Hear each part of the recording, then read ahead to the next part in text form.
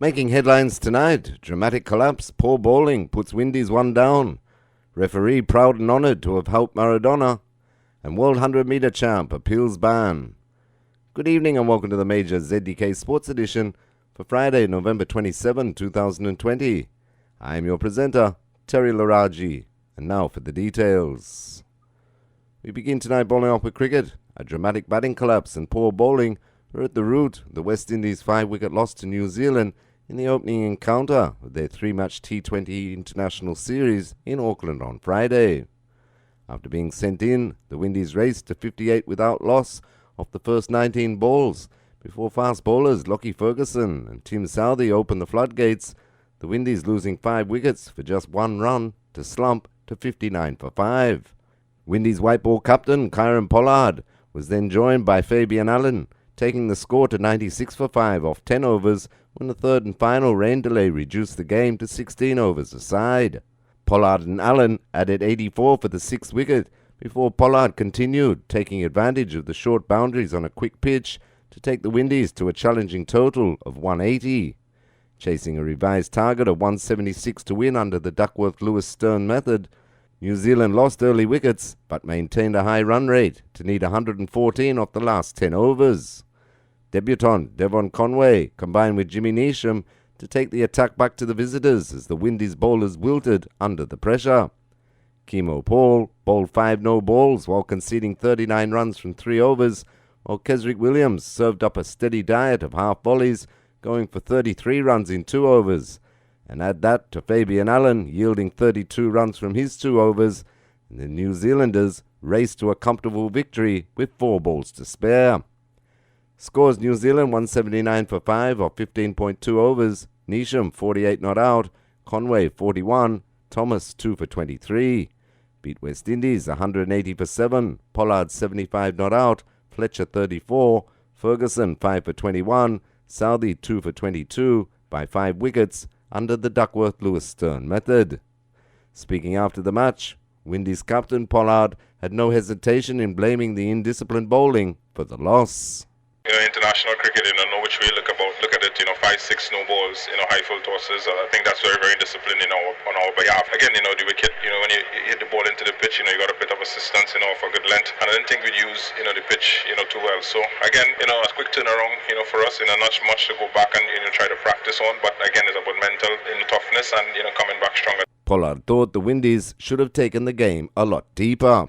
Having them go at the start at over 10-11s, you want to get a couple of wickets and, put them on the back foot, exactly what we did. But I just thought that, we weren't disciplined enough, to stay in the game, a bit longer and, carry down to the end. Because sometimes, you go in at, 12s, 13s comfortable, but when it's crunch time, sometimes the pressure tends to want to take the better of you. And when you look at it coming down to the end, I thought that, a couple less boundaries, we'd have been right in the game.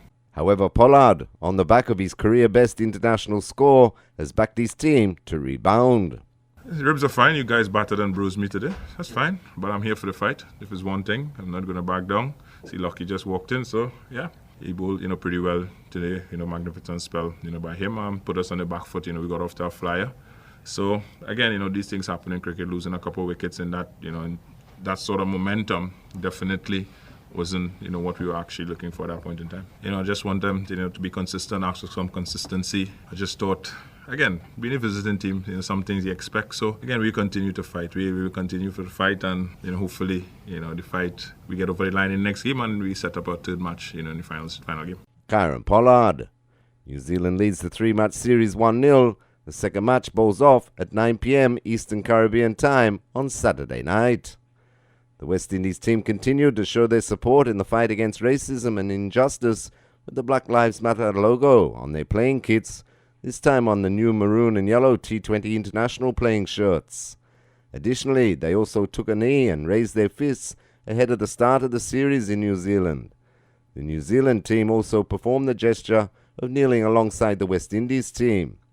West Indies also showed solidarity with the New Zealand team, and both have also pledged support to the New Zealand Human Rights Commission's Give Nothing to Racism campaign. And Craig Brathwaite continued from where he left off on 183 not out overnight to post the best score of his career on the second day of the 4-day first-class match against New Zealand A on Friday. Brathwaite's 246 was the foundation for the West Indies' mammoth total of 571. It was Brathwaite's 23rd first-class century in a knock of 400 balls that lasted almost 10 hours and included 17 fours and a six. West Indies assistant coach Roddy Eswick hailed the batting of West Indies opener Brathwaite, saying, "Craig's innings was outstanding. It wasn't just the runs he scored, but the level of concentration, the discipline and the application were excellent." As the most capped batsman in the West Indies Test squad, using the match to prepare for the 2-Test series against the Black Caps senior team is a vital part of the batting, and Eswick said that he was pleased to see Brathwaite lead the way with occupation of the crease. New Zealand A, replying to the 571 the Windies scored, were 45 without loss at stumps on day 2. Meantime, MP for the St Paul's constituency, E.P. Chet Green, sees very little compromise in his feud with former West Indies fast bowler Kenneth Benjamin. Speaking on ZDK Sportsline show, in response to Benjamin's claim that Green is trying to pawn Liberta Sports Club for the government, Green believes it has come to a head where elections for the presidency of the club, which Benjamin is president of, should be held and not involve just the vote of cricketers. And before the election, allow for members of the community to join the club. Do not call elections overnight almost, and allow just the footballers who are the cricketers. Because even footballers complain that they don't get a chance to be part of the election because they're told they're not financial. Serve due notice. As a matter of fact, going out a recruitment drive at the moment. Go on a recruitment drive and allow persons to join the club with adequate time to exercise their franchise as community resident. A sports club or any other community organization is as strong as the community it serves. And to have small numbers of cricketers only voting in a big community like Liberta cannot be an expression of the will and wish of the people of the community. E.P. Chet Green. On the other hand, Benjamin said elections are due in June next year and that he has nothing to defend. Ask yourself the question, why is it now all of a sudden Kenny Benjamin is not doing any development work? He's a ghost worker. He was the Minister of Sports for 3 years. Wasn't I a ghost worker then? Why wasn't I being fired? So when you look at it, there is really no logic. It's just a bunch of noise. And so there is nothing really for me to defend, but to just say, let the minister talk. Kenneth Benjamin. Green insists Benjamin is a ghost worker by not doing the job he is paid to do for the Ministry of Sport, but instead has a political agenda. Meanwhile, Pickett's head coach, Ajani Fredericks, says that his team have been preparing well for the ABCA 10 Splash tournament scheduled for next month. Speaking on yesterday's Sportsline show, Fredericks said that the players are eager for cricket. So far, we're in a good place in terms of fitness, our mental state, and the guys that are eager for cricket. That's the most important thing. They're eager for cricket because it hasn't been a while since we played as a team. Fredericks sees the specific laws of the tournament, such as using a substitute player even halfway through an over, as an opportunity for more players to show off their skills. Well, I'm comfortable with it because it allows our next player to get opportunity to show its skills. Instead of playing straight 11, because it's a short tournament, you don't have much time to turn around. Also, it can be a tactical move also, which it benefits your team once you use it properly. Ajani Fredericks. Pickets will continue their preparation this weekend at their home ground with 4 practice matches before their first match of the tournament against Bethesda on December 5. And Pakistan Cricket Board PCB CEO Wasim Khan was told by the New Zealand government that one more breach of New Zealand's COVID-19 protocols by the Pakistan squad would result in the entire travelling party being deported. In a WhatsApp voice message to the travelling players, which ESPN Cricinfo has obtained, the PCB CEO addressed his players candidly, telling them being sent back home would be hugely embarrassing. The Pakistan squad is due to play 3 T20s and 2 tests in New Zealand, and landed in Auckland on a chartered flight with special permission obtained from the New Zealand government. They moved on to Christchurch, where they were set to undergo 14 days of strict isolation. The arrangements, however, got off to a rocky start when 6 players returned positive COVID-19 tests upon landing in New Zealand. Meantime, Steve Smith hit a 62-ball century and Aaron Finch also scored 100, as Australia opened their home summer with a 66-run victory over India in the first one-day international in Sydney.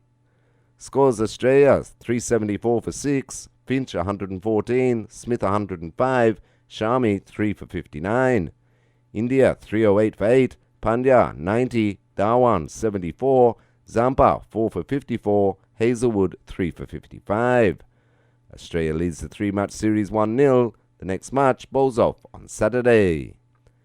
And England, on the back of a Johnny Bairstow house century, chased down 180 to beat South Africa today by 5 wickets with 4 balls to spare in the first T20 International at Newlands. Scores in that match: England 183 for 5 off 19.2 overs, Bairstow 86 not out, Stokes 37, Lynn 2 for 20, Ngidi 2 for 31. South Africa 179 for 6, du Plessis 58, Van der Dusen 37, Curran 3 for 28.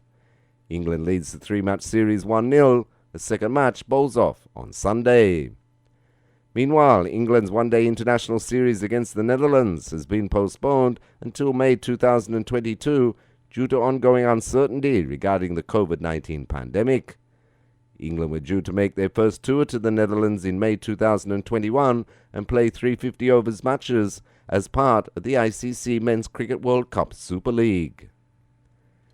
In other sporting developments tonight, kicking into football, the Tunisian referee from England's infamous defeat by Argentina at the 1986 World Cup says he is proud and honoured to have helped Diego Maradona score the goal of the century. Maradona, who died on Wednesday at the age of 60, beat several England players on a mazy dribble from just inside his own half before scoring to put Argentina 2-0 up 4 minutes after scoring the controversial goal he famously credited to the hand of God. Referee Ali bin Nasser, now 76, also said he had no option but to award the first goal and recalled how Maradona gave him a signed shirt when they met again in 2015. Meanwhile, Manchester United will not say if they have received ransom demands over the cyber attack on the club last week that forced them to shut down their systems. United said last Friday they had been hit by a sophisticated attack and the issue is still causing disruption. The Daily Mail reported hackers have demanded millions of pounds. United said they had not identified a motive for the attack and rejected suggestions the attackers still had control of the systems. Meantime, Carlos Vinicius scored his first 2 Tottenham goals as Jose Mourinho's side remained on course to reach the Europa League knockout stage with a comfortable 4-0 victory against Ludo Goretz last night. And Mikel Arteta wants misfiring Arsenal to play with more freedom in the Premier League and make Emirates Stadium a fortress, starting with a clash against Wolves on Sunday. The Gunners have scored just 9 goals in as many top-flight games this season, only finding the back of the net once in their last 5. Arsenal have had no trouble in the Europa League, scoring 10 goals in their previous 3 matches to cruise into the last 32. Running into athletics, World 100 metres champion Christian Coleman has appealed against his ban for breaching anti-doping whereabouts rules, the Court of Arbitration for Sport, CAS, said yesterday. CAS said it had registered Coleman's appeal after he was banned for 2 years by the Athletics Integrity Unit's AIU Disciplinary Tribunal last month and is set to miss next year's Tokyo Olympics. In his appeal to the CAS, Coleman requests that the decision of the AIU Disciplinary Tribunal be set aside and that the sanction be eliminated or, in the alternative, reduced. 3 failures to properly file whereabouts information or being absent during the hour stated in a 12-month period can result in a 1 or 2 year suspension. Driving into motor racing, Lewis Hamilton says Formula One needs to do more to try and improve human rights issues in some of its host countries. On Wednesday, 30 UK MPs raised concerns of human rights violations linked to Sunday's Bahrain Grand Prix. Hamilton said he had received letters from rights groups on arriving in Bahrain and would take some time to digest them. Today, Alexander Albon suffered a heavy crash in second practice at the Bahrain Grand Prix, leaving his Red Bull career hanging by a thread. The British Thai driver is trying to prove to Red Bull that he deserves to be kept on for 2021, but his crash, in which he was uninjured, was the latest in a series of incidents that are undermining his case. World champion Hamilton was fastest from Red Bull's Max Verstappen. Touching down in gridiron in the opening matches of NFL's Week 12 last night, the Texans defeated the Lions 41-25, and the Cowboys, they were thrashed by Washington 41-16. And finally tonight on this day in history in 1985, masterly blasting from Vivi Richards, who smoked 80 off just 39 balls to take West Indies to a comfortable 8-wicket win over Pakistan in the first match of the World Series in Gujranwala. One over from Abdul Qadir went for 24, and it was the start of a run of 650s in 8 one-day international innings for Richards. Pakistan's 218 for 5 or 40 overs seemed to be competitive, but Richards' brutal assault pushed West Indies home with some 27 deliveries to spare. And that story has brought us to the end of our sporting developments for tonight. Now to recap our top story. A dramatic batting collapse and poor bowling were at the root of the West Indies' 5-wicket loss to New Zealand in the opening encounter of their 3-match T20 International Series in Auckland on Friday. I have been your presenter, Terry Laraji. Thank you for listening. To watch their DK Sports package, go to the YouTube channel of Terry Laraji, The Straight Bat, and subscribe. Stay tuned now for your Voice of America update. Do enjoy the rest of your evening and have a great weekend.